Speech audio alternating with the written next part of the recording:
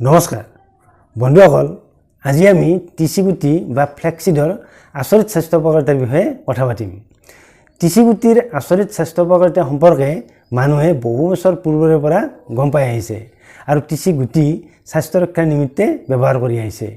টিচিগুটিত আচলতে মানুহৰ সুস্বাস্থ্যৰ বাবে প্ৰয়োজনীয় কেইবাবিধ পুষ্টি উপাদান ভৰপূৰ মাত্ৰাত পোৱা যায় আৰু এই পুষ্টি উপাদানসমূহে মানুহক বিভিন্ন ৰোগৰ পৰা বচাই ৰাখিব পাৰে।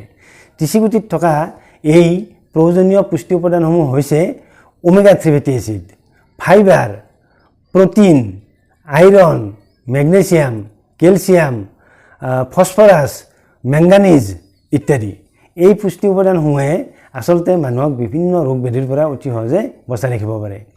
নিয়মিতভাৱে টিচিগুটি সেৱন কৰিলে মানুহৰ কেঞ্চাৰ হোৱাৰ সম্ভাৱনা কমি যায়, লগতে উচ্চ ৰক্তচাপৰ সম্ভাৱনাও কমি যায় আৰু লগতে হাৰ্টৰ বিভিন্ন সমস্যাৰ সম্ভাৱনাও কমি যায়।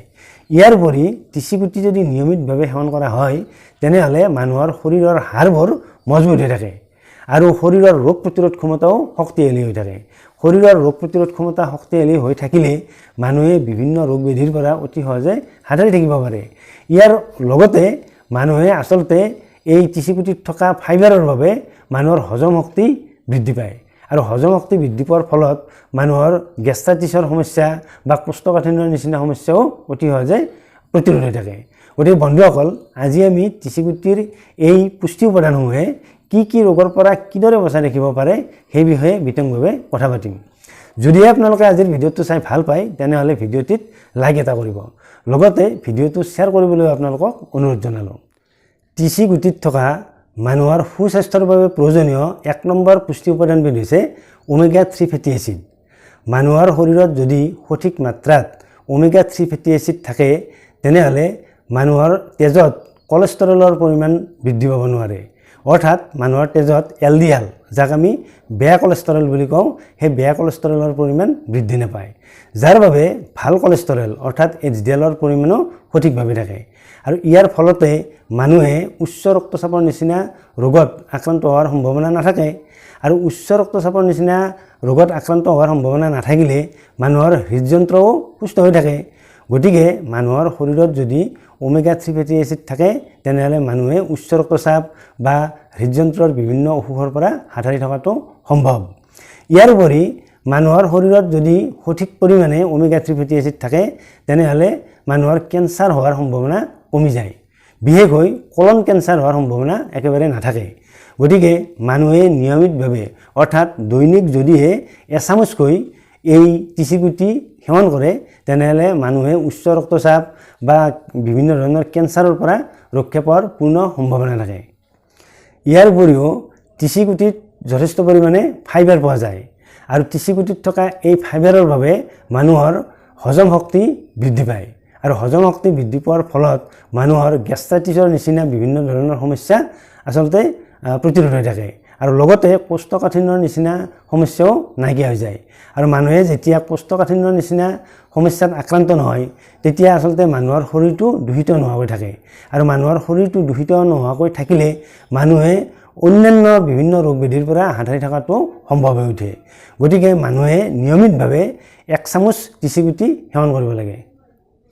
টিচিগুটি বা ফ্লেক্সিডত থকা অন্যান্য পুষ্টি উপাদানসমূহ হৈছে প্ৰটিন, আইৰণ, মেগনেছিয়াম, ফসফৰাছ, মেংগানিজ আদি। এই পুষ্টি উপাদানসমূহে আমাক আমাৰ শৰীৰৰ বাবে পুষ্টি যোগান ধৰি বিভিন্ন ৰোগ ব্যাধি প্ৰতিৰোধ কৰাত সহায় কৰে। প্ৰটিনৰ বাবে আমাৰ শৰীৰত যিবোৰ প্ৰটিনৰ প্ৰয়োজন থাকে টিচিগুটি বা ফ্লেক্সিডত থকা সেই প্ৰটিনে আমাৰ শৰীৰৰ প্ৰটিনৰ চাহিদা পূৰণ কৰি আমাৰ শৰীৰত মাংসপেশী গঠনত সহায় কৰে আৰু টিচিগুটিত থকা আইৰণে আমাৰ তেজত হিমোগ্লোবিন গঠনত সহায় কৰে। ইয়াৰ উপৰি টিচিগুটিত থকা মেগনেছিয়াম, ফসফৰাছ বা মেংগানিজে আমাৰ শৰীৰৰ হাড়বোৰ মজবুত কৰি ৰখাত সহায় কৰে, যাৰ বাবে আমাৰ আৰ্থ্ৰাইটিছৰ নিচিনা বিভিন্ন ৰোগৰ পৰা আমাক বচাই ৰাখিব পাৰে। গতিকে টিচিগুটি বা ফ্লেক্সিডত থকা এই বিভিন্ন উপাদানসমূহে আমাক বিভিন্ন ৰোগ ব্যাধিৰ পৰা অতি সহজে বচাই ৰাখিব পাৰে। এতিয়া আমি কথা পাতিম টিচিগুটি বা ফ্লেক্সিড কিভাৱে বা কি নিয়মত কিমান পৰিমাণে দৈনিক খাব লাগে।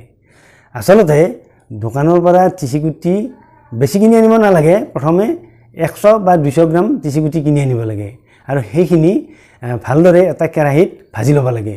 অৱশ্যে বেছিকৈ ভাজিব নালাগে, আধা ভাজা কৰিলে বেছি ভাল। আৰু সেই আধা ভাজা তিচিগুটিখিনি মিক্সাৰ গ্ৰাইণ্ডাৰত ভালদৰে গুড়ি কৰি ল'ব লাগে আৰু গুড়ি কৰি লৈ এটা কাঁচৰ পাত্ৰত থৈ দিব লাগে। আৰু দৈনিক সেই কাঁচৰ পাত্ৰৰ পৰা 1 চামুচ বা 1.5 চামুচ বা যিসকলে 2 চামুচ খাব পাৰে 2 চামুচো খাব পাৰে, সেই 2 চামুচ বিভিন্ন আঞ্জা বা পাচলিৰ লগত মিহলাই খাব পাৰে বা সালাডৰ লগতো দি খাব পাৰে। নতুবা বজাৰত ফ্লেক্সিডৰ পাউডাৰো কিনিবলৈ পোৱা যায়। সেই পাউডাৰ কুহুমীয়া গৰম পানীৰ লগত দৈনিক 1 চামুচকৈ এগিলাচ কুহুমীয়া গৰম পানীত মিহলি কৰিও খাব পাৰে। অৱশ্যে বেছিকৈ ভজা ফ্লেক্সিডৰ গুড়ি এই পাউডাৰটো তেনেকৈ খোৱাতকৈ আচলতে আধা ভাজা কৰি গুড়ি কৰি থোৱা এই ফ্লেক্সিডৰ গুড়ি খালে বেছি উপকাৰত আহে। গতিকে দৈনিক এনেদৰে আধা ভাজা কৰি গুড়ি কৰি থোৱা ফ্লেক্সিডৰ গুড়ি দৈনিক 1 চামুচ বা 1.5 চামুচকৈ বিভিন্ন আঞ্জাৰ লগত মিহলি কৰি খাব পাৰে। এইখিনিতে মন কৰিবলগীয়া কথাটো হৈছে ফ্লেক্সিডৰ গুড়ি আচলতে দৈনিক 3 চামুচতকৈ বেছি খাব নালাগে, কিয়নো দৈনিক যদি 3 চামুচতকৈ বেছিকৈ ফ্লেক্সিডৰ গুড়ি খোৱা হয় তেতিয়া মানুহৰ ডায়েৰিয়াৰ নিচিনা সমস্যাৰ সৃষ্টি হ'ব পাৰে। লগতে মানুহৰ ৰক্তচাপ কমি যাব পাৰে। সেইবাবে মানুহে সদায় 1.5 চামুচ বা 2 চামুচ দৈনিক খাব লাগে। এজন প্ৰাপ্তবয়স্ক মানুহে 3 চামুচতকৈ বা তাতকৈ বেছি 4 চামুচ হয়তো খাব পাৰি, কিন্তু তাতকৈ অধিক খালে মানুহৰ ডায়েৰিয়া বা ৰক্তচাপৰ সমস্যাৰ সৃষ্টি হ'ব পাৰে। সেইবাবে মানুহে অতিৰিক্তভাৱে ফ্লেক্সিড কেতিয়াও খাব নালাগে। বন্ধুসকল, তিচিগুটি বা ফ্লেক্সিডৰ আচৰিত স্বাস্থ্য উপকাৰিতাৰ বিষয়ে কিছু কথা শুনিলে। যদি আপোনালোকে আজিৰ ভিডিঅ'টো ভাল পাইছে তেনেহ'লে ভিডিঅ'টিত লাইক এটা কৰিব। লগতে আমাৰ স্বাস্থ্য ৰক্ষাৰ চেনেলটোৰ পৰা এনেধৰণৰ ভিডিঅ' পাই থাকিবলৈ হ'লে আমাৰ চেনেলটো ছাবস্ক্ৰাইব কৰিবলৈ আপোনালোকক অনুৰোধ জনালোঁ। অন্য এটা ভিডিঅ'ত আপোনালোকক লগ পোৱাৰ প্ৰতিশ্ৰুতিৰে আজিলৈ সামৰিছোঁ। ধন্যবাদ।